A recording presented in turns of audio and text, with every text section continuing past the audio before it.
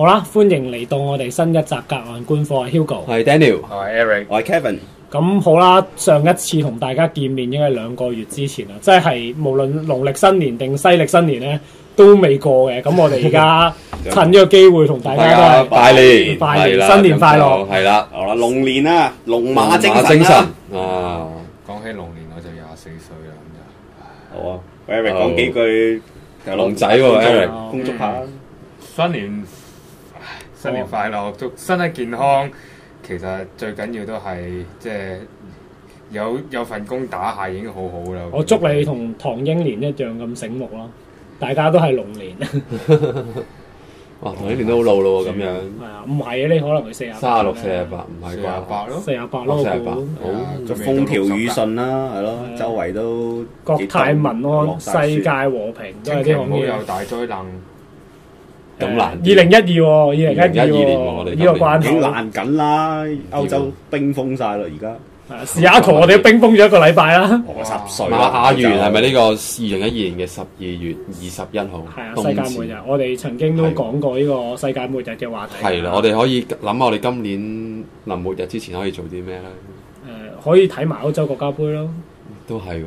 係啊。仲有咧？睇埋 Batman 結局，我等咗好耐啦。係咪年尾啊？10月暑假啊，仲有 Resident Evil 6我都想講係啊，11月21號出。如果真係12月21號世界末日，你足足1個月時間，你可以將佢打爆啊！唔係係 game 嚟嘅，game 係啊 game 嗰隻。哦。咁好啦，我哋都廢話講咗好多，係啦。雖然都唔算真係好多，不過今日講嘅話題咁，大家都其實估到啦，呢2個月發生嘅嘢一環扣一環，積埋，然後到近嚟就爆咗啦。咁遠少少嘅 DNG 事件啦，其實都係有冇一個月前到啦。有啊。咁跟住到不久前啊，孔子後人啊，北大教授孔慶東就高呼香港人是狗啦，大部分香港人是狗啦。咁然後到而家嘅香港出現咗所謂嘅反黃風潮啦，每日都有登報紙、登廣告，每日都有 Facebook 開鋪，係啦 Facebook 嗰啲已經小事啦，賣廣告係啦，即係登廣告啦，即係已經正式上到主流媒體啦。咁呢個係成件事嘅引爆點啦，導火線咁，即係咁我哋今日就可能集中同大家講翻呢幾件事，然後到引致香港，即係香港同大陸內地人嗰種深化嘅矛盾，到底係咩事？都唔咩一回事，同埋我哋有啲咩意見咁樣啦。或者我哋一開始其實可以講下喺即係呢個矛盾喺文化上，即係香港同大陸人喺文化上到底出現咗咩事，搞成咁咧？其實咧，Eric 講。其實我覺得首先有一樣嘢唔可以唔睇清楚嘅就係、其實好多時我哋聽到好刺耳嗰啲聲音咧，由大陸嗰邊傳嚟好刺耳嘅聲音咧，都係少部分人嘅聲音，或者係我就算係俾盡你都係一半咯，叫做咁。仲有另外嗰半其實都幾理性嘅 so far。即係譬如我上網睇翻百度入邊論壇嗰啲留言咧，其實好多都承認話 OK 係冇錯，係質素係有待改善嘅空間，係人太多未可以即係統一到或者係教育到係冇錯，係有好多即係令人尷尬嘅場面出現。即係譬如我屋企有4個都係內地嚟嘅留學生，咁4個都認同係有一啲人嗰個質素係去到好低，去到即係嗰個通街屙屎嘅地步嘅係有，但係永遠都唔係代表全部人咯。其實即係都唔好唔記得就係即係大家都喺度 look forward to 嗰個改進嘅空間，而唔係即係咁樣就係一個結局咁樣咯。唔係係即係呢樣嘢好肯定啦，即係正如其實香港人都真係有啲質素好低㗎啦，即係正如頭先講阿孔教授嘅批評，佢嘅批評其實係咪全部都係即係冇事實根據或者即係錯嘅咧？其實又唔係嘅，但係即係應該點樣講咧？香港人到今時今日，佢哋即係去到個臨界點，點解即係一窩蜂地去咁激烈地反抗大陸人？其實可以話喺過往幾年以嚟，都唔知係咪幾年，定可以講到差唔多過去10年以嚟，即係自回歸之後，咁其實一直累積落嚟，其實即係好多問題，所以然後問題一環扣一環，然後到今時今日，即係成個問題終於大規模爆發咯，我會話。所以你問我呢個問題，其實唔係喺回歸之後咁簡單嘅咯，一直回歸前都有嘅，一直都有。我細個就算未回歸嘅時候，可能我阿爸媽帶我去深圳講，佢哋即係我睇到嗰種形態，佢哋根本就係呢種歧視係絕對存在嘅。even 你睇下周星馳前啲戲，成日都係講話大陸仔落嚟啊，跟住笑佢咁啊開始。絕對存在嘅，即係例如周星馳啲戲，去嗰次去嗰套咩啊？賭聖都係啦，係啊，好多套都係嘅。例如，我唔帶好多例子咯，但係你見到係其實係絕對存在嘅呢個即係歧視性方面。但係好多人諗嘅一樣嘢就同我諗嘅唔同。即係我哋諗香港人歧視人係香港人唔啱啊咁樣。但係好多時我哋有冇諗過其實點解香港人會歧視緊大陸人咧？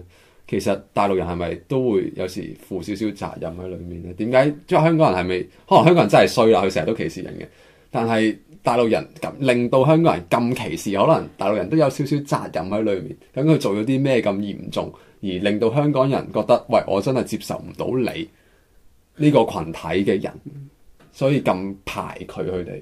如果你問我，我唔覺得係淨係單一係香港人歧視大陸人喎。即係就算你去到外國，好似頭先都有討論話係，即係話周街屙屎呢個問題係咯，可能你會覺得係香港人針對大陸，但唔係。even 你去到澳洲咧，真係見到喺啲公園啊、public 地方係用中文個簡體字寫住個牌，請勿隨地大便係咯。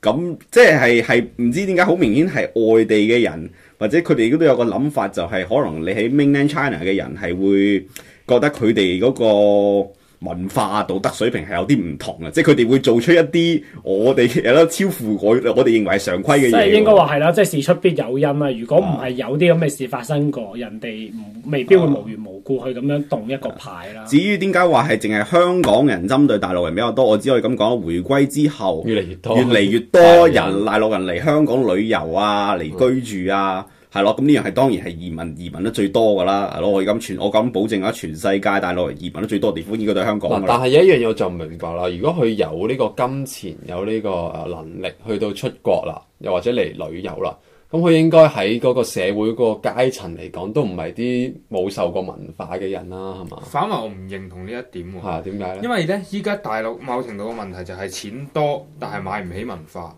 又話應該係咁講，某程度上就係等於嗰啲暴發戶一樣，佢哋係有好大筆錢。近期呢1-2個 generation 都係有一堆人係有特別多嘅錢，突然之間冇掟使，但係佢哋過往數十年嘅文化，佢哋嘅出身仍然係保持一樣嘅。即係佢好多錢都好多係通街屙尿、通街屙屎，係啦，冇錯，一路揸住幾萬，一路屙屎咁樣。I mean 佢有幾萬嘅時候，佢冇需要咯。即係又或者係調翻轉咁講，我唔覺得嗰個係生理嘅需要嚟㗎嘛。知喎，而家揸住幾萬，我買完隻金撈之後，屙急尿喎，咁真係攞完尿喺金鋪出面屙咁樣。即係我唔會咁樣啊嘛。我覺得通街屙尿屙屎嗰啲咧，即係又或者我唔好即係局限喺呢個例子。Overall 即係某程度上嗰啲行為文化比較差嗰啲人咧，我唔覺得佢哋係帶住幾百萬落嚟嘅咯。而你要落嚟香港，亦都唔需要幾百萬嘅咯。你即係你 overall 一係叫夠近，咁你咪是但廣州啊、廣西啊嗰扎都可以就咁樣即係搭個巴士落嚟㗎。呢樣嘢係真嘅，即係我哋會有一種錯覺就係落得嚟嘅自由行都好有錢啦。但係其實唔係，即係自由行的而且確好多都好有錢啦。但係唔係每一個自由行都真係咁有錢啦，好多係落嚟。探親啊、成啊，即係即係好似我哋一般去外國旅遊嗰種嘅情況，即係佢哋可能唔會好窮，但係佢哋都未必真係有錢到一個誇張嘅地步咯。咁可能有啲一直話可能係住喺比較鄉村嘅地方嘅，咁即係突然自由行開通咗啦，咁可以申請落嚟玩，咁即係探可能好耐冇見嘅親戚，咁突然一個城市同農村嘅落差，可能其實佢唔 even 喺香港會咁樣做咯，即係可能譬如佢突然去到北京或者去到上海，其實佢可能都係咁做，因為一個陌生嘅地方，咁你唔知嗰度規矩，或者可能即係一時我唔係為一件事辯護咯，但係我只係覺得大家即係佢哋未必係即係專登咁做，即係佢唔係一個挑釁性嘅行為咯。咁可能即係一時之間，譬如揾唔到廁所，即係繁體字即係睇又唔識睇咁樣。準確嚟講，佢可能係本身連字都唔識睇，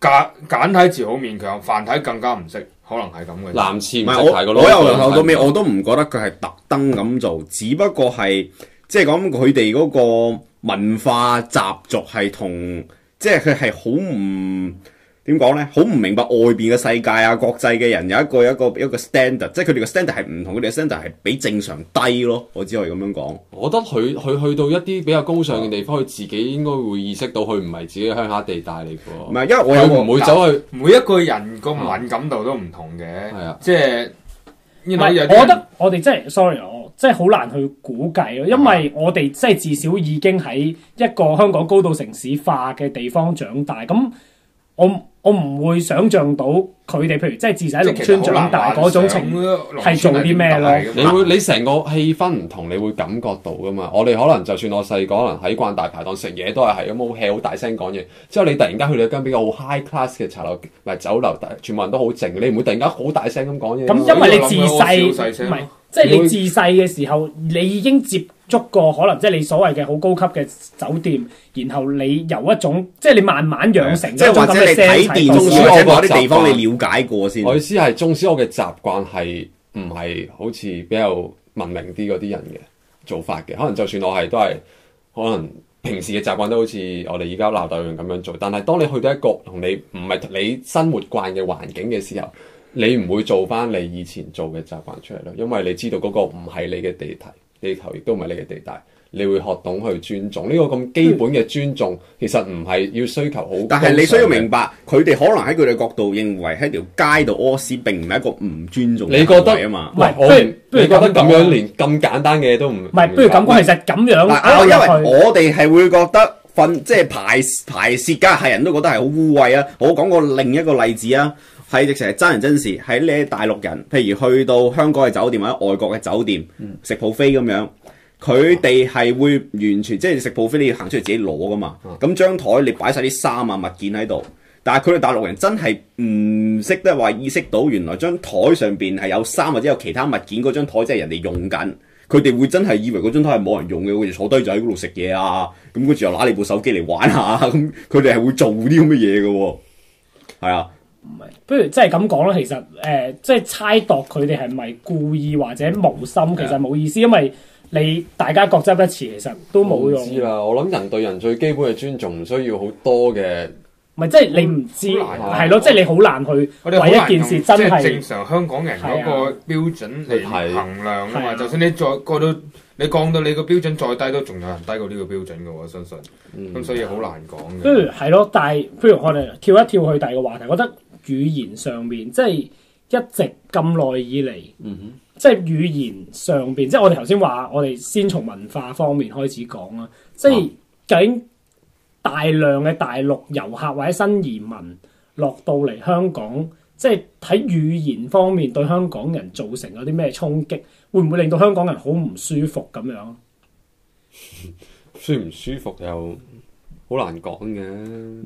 我唔覺得會話係一種唔舒服咯，即係咁講，語言上我英文我不嬲都屎噶啦，咁我而家住美國，咁咪固然梗係有啲人聽唔明我講乜，咁但係發生咪發生咯，咁。即係話，如果講一種你唔係好熟悉嘅語言咁樣，即係例如啲美國人咧，佢哋喺架車度，如果你有班香港人啊，係咁講廣東話好大聲，佢又唔明嘅，其實佢哋係會有厭煩嘅感覺。係啊，我可以。但係我覺得個世界進入咁地球村年代，咁你係應該識多幾種語言啦，識多啲嘢。點講咧？即係其實呢種厭煩咧，你好理性嚟講咧，其實係唔應該存在嘅。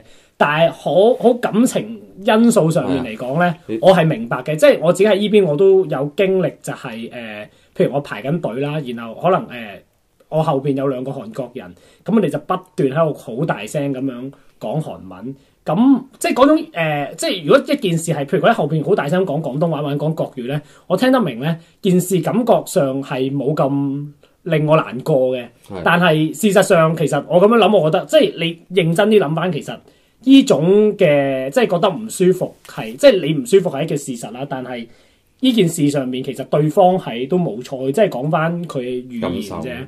係啊，咁你講 OK。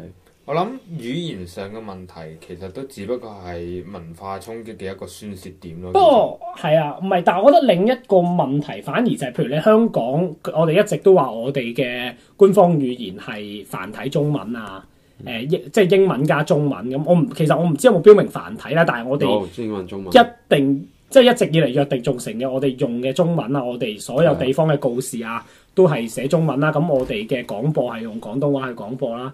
但係即係一直以嚟咁，我諗最明顯就係地鐵啦，即係以前一直只係廣東話同埋英文啦。但係我都唔知近幾多年啦，但係就係已經加入咗普通話啦。8年左右。係咯，我諗 around 10年內啦。咁大家會越嚟越喺多地方見到簡體字嘅告示啊、餐牌啊，種種唔同嘅嘢，即係我會覺得，即係作為一個香港人，我會有一種自己文化被入侵嘅感覺咯。你話喺旅遊區係冇問題嘅，但係即係當個旅遊區越嚟越擴大嘅時候咧，其實周圍都係旅遊。係咯，即係當香港成個變，好似梁文道之前有一篇文就係當香港變成咗一個好似威尼斯嘅咁嘅主題公園咁樣。你諗即係依家連長洲都冇晒餐廳咯，依家連長洲都係變晒，即係完全一個旅遊區，連一間普通嘅冰室最後一間都月底執業啦，月底執笠啦，嗰間叫亞倫冰室，今日啱啱睇嘅，連長洲都變埋，即係全部賣紀念品同埋小食嘅地方嘅時候，咁成個香港都已經係一個旅遊區啦，爭在你未落深水埗睇窮人啫嘛。所以係咯，即係我會覺得譬如話周街聽到國語嘅實質上都話冇乜問題嘅，但係你去到嗰個地方，好似感覺就係你已經越嚟越唔熟悉咯，你已經聽到越嚟越少自己聽開嘅語言啊，然後即係近嚟又好興啦，網絡上好多用語，即係將一啲大陸經常用嘅用語就已經變成咗香港人嘅，即係半潮語又半常用啦。我哋成日其實都，譬如陳雲寫啲文都寫好多，就係話嗰啲點樣唔啱。我哋官方成日都用嗰啲啦，打造啲咩平台啊？係啊，我哋落戶啊，管治班子啊嗰啲嘢。係啊，好中意落戶啊。坑爹咋？我唔知啊。坑爹，你我中意知咩國民素質啊？係啊，素質啊，吸力啊。係啊，成日都係咁。係啊，呢個係咩嘢嘅驕傲啊嗰啲嘢咯。係啦，即係好中意用呢啲咁嘅詞彙㗎，好貧乏啊！將佢哋對於中文個詞彙係絕對貧乏㗎。即係呢種感覺係咯，即係反而我會覺得似一種即係文化上令到我好唔舒服嘅地方，就係香港佢冇咗自己本土嗰種特色，即係文字上嘅特色。譬如即係講到即係之前我哋又話過有推普廢粵行動啦，不過呢個可能係國家少少層面嘅嘢啦，但係即係你見到隨住越嚟越多大陸人嚟到香港，或者大陸文化對香港嘅入侵，然後會令到我覺得香港嗰種可能本土價值漸漸咁消失，係我自己會覺得真係唔舒服嘅地方。我想講一樣嘢咧，就係好多人佢哋有種意識咧，就係佢覺得我哋既然係中國人，我哋就應該係講普通話。你哋呢啲廣東話啊、台山話啊、閩南話呢啲咧、潮州話呢啲咧係方言嚟嘅，係嘛？所以就係唔入主流社會嘅。所以我哋應該喺官方場合又好，公開場合又好，都係應該用普通話先係我哋應該要講嘅語言。所以佢哋就慢慢覺得，喂，你可能依家香港某啲學校就我哋開始強調普通話啊，係嘛？要用普通話教中文啊，開始頭先 Hugo 講地鐵嗰啲廣播啊，全部都開始有普通話啦，咁樣開始。可能有啲人覺得係啦，所以我哋其實啱啊，同中國接軌，我哋中國人啊嘛，中國身份就係要講普通話啊嘛，咁樣係嘛？咁即係，但係我想強調呢種咁嘅用俾普通話壟斷咗中文嗰種意識咧，係越嚟越加深嘅喺最近幾年。即係對於我哋嚟講，我講啲比較可能因為我哋貼身啲嘅例子，例如我哋細個嘅時候咧。我哋講，喂，你做咩要講英文？喂，你講中文啦咁樣嘅意思，唔係叫你講普通話講國語噶嘛？你講翻中文啦，咁其實係廣東講廣東話㗎嘛，係嘛？喂，你做咩唔講中文？你做咩講普通話？你識唔識講中文啊？咁樣其實意思係你識唔識講廣東話咁樣？即係話對於我哋香港人嚟講，中文嗰個 terms 其實唔係講緊一個語言體系咯，或者可以講係一種可能文字啊，一種我唔知點樣可以形容。即係話我哋冇諗過中文裡面你會用咗。會等於咗普通話咯，但係依家好多人就將中文就詮釋咗做普通話，所以當佢哋講到香港嘅官方語言係中文同英文嘅時候，咁好明顯佢哋就會自動諗咗，所以香港人既然官方語言係中文，或者我哋中國人應該有義務學中文嘅時候，你哋就全部都要學普通話啦。但我想強調一個 point 就係幾時開始中文會等同咗普通話呢？而中文其實係咪真係等同普通話呢？而普通話喺成為一個主流嘅中華文語言係幾時開始發生嘅事咧？唔係我咁樣講，我又係有啲親身經驗。我覺得呢樣嘢即係中文，大家對中文呢兩個字點傳譯咧，就係有啲約定俗成。即係譬如我同呢邊一啲台灣朋友咁喺度講嘢，即係好似你頭先嘅情況啦，即係你唔好講英文，你講中文啦。譬如你啲英文咁差，我聽唔明嘅，係啦，即係佢哋都會話係不如你講中文啦。咁佢都係用中文呢個 term 嘅。咁即係如果我哋執着啲咁，即係佢哋講嘅，我哋叫國語啦。咁但係即係其實佢嗰陣時佢用中文，即係佢哋自己圍內，佢哋都會，佢哋好少話大家講嘅嘢係國語咯。但係佢哋都會話係中文咁樣咯。所以即係我諗就係睇你個地方，你慣咗你邊種語言，咁你就慣咗叫佢嚟做中文咯。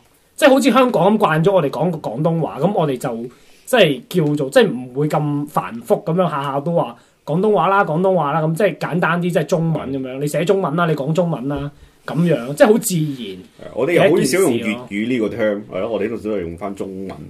冇用過粵語呢個 term 咁滯嘅，廣東話都會用嘅。係咯，廣東話都會用。我諗所謂嘅中文喺我哋平時講嘢嗰時，即係講緊嗰個地區大家明嘅語言咁解嘅。不過我哋會講得多咗廣東話呢三個字，我諗多多少少都係因為越嚟越多場合我哋要區分普通話同埋廣東話，所以我哋唔可以即係頭先 Daniel 所講啦，用中文會引人誤會，所以就會你要即係區分明顯啲，即係你講廣東話啦，或者你講普通話啦咁樣嘅意思咯。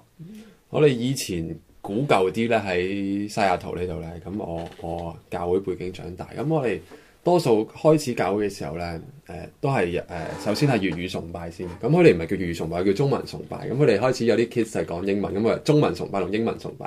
咁其實中文就代表係其實係粵語嚟嘅，即係廣東話。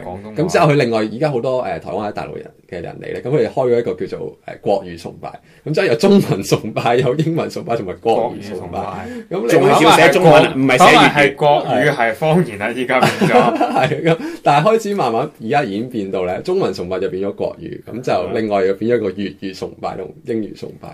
又調翻。唔係，我覺得呢樣嘢最緊要係大家睇得明啫，唔好 get 咗個 wrong idea。譬如我係嚟講國語嘅，去咗個粵語嘅中文崇拜嗰度，咁你佢又學唔到喎，係咪先？咁又嘥咗嘅。其實頭先即係講起普通話同即係 Daniel 講起咗究竟即係嗰種邊種語言先係，即係呢個問題，我覺得係幾值得討論。即係網上邊啊，孔教授佢嗰段片其中有個論點就話，即係香港人，即係你係中國人，咁你就應該義務講普通話。咁依件事其實即係睇你點睇。即係香港而家情況好特殊，因為我哋就係即係殖民地背景長大，咁就係一個特區啦，叫做咁有自己嘅一套文化啦。但係如果你話你真係將香港視為中國嗰個地方，咁其實佢講嘅嘢又係咪有？即係我又覺得唔係有錯，即係等於大家喺美國50個州咁樣，其實嚴格嚟講，大家都係 assume， 即係雖然美國好似冇話一種即係叫冇一種官方語言啦，但係大家即係你總統對大家講嘢咁，都係好理所當然地係講英文咁。咁你喺個地方嘅話，咁我唔知可唔可以叫有義務式嗰種即係嗰種叫最常用嘅語言啦，但係即係大家都好慣，你始終都要一種語言係用作溝通嘅。咁我個每個地方佢有自己決定佢用咩語言。係啊，但係香港嘅情況就係香港介乎一個獨立嘅地方同唔同嘅地方之間咯。即係呢個問題可能陣間譬如即係仲有機會諗到嘅可以再講咁。或者呢節時間到咁上下，下節翻嚟再講。嗯，好。